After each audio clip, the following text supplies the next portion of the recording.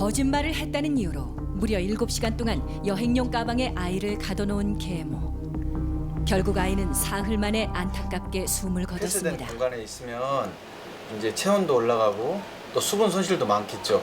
이 산소가 점차적으로 줄게 되면 이제 호흡곤란도 생기고 나머지 이제 장기들이 손상이 일어나면서 굉장히 고통스럽게 이제 사망했을 걸로 추정이 됩니다.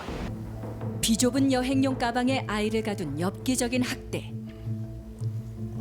게다가 아이가 숨지기 전 고통에 몸부림치던 흔적이 발견되면서 공분은 더 커졌습니다.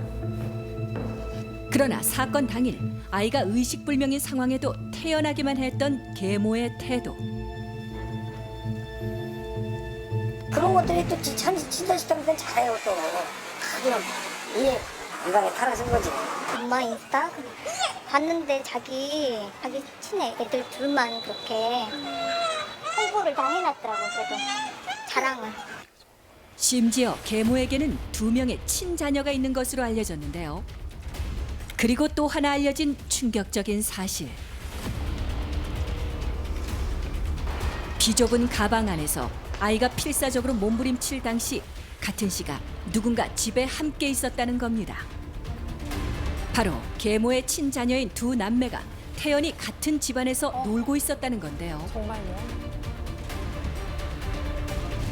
게다가 건강해 보이는 둘째 아들과는 달리 숨진 아이는 또래보다 극히 왜소했던 것으로 알려지면서 분노를 끌어올렸습니다. 자기 자식이 아니니까 무조건 미운 거죠. 거기 내가 볼 때는 그건 안 되죠. 그 애가 9살이라면 다 큰 애를 갖다 그런 식으로 해가지고 부모님으로서 할 수 없는 행동을 했다라고 저는 생각을 해요. 아이가 그 좁은 캐리어 안에서 얼마나 힘들었을 거 아니에요. 그죠? 너무 진짜 안타깝죠. 아이 그 짧은 생이. 한창 부모의 사랑을 먹고 자라기도 부족한 시기. 9살의 나이에 억울하게 세상을 떠난 지도 벌써 일주일이 흘렀습니다. 현 상황의 최대 관심사는 학대 주범인 계모의 처벌 기준.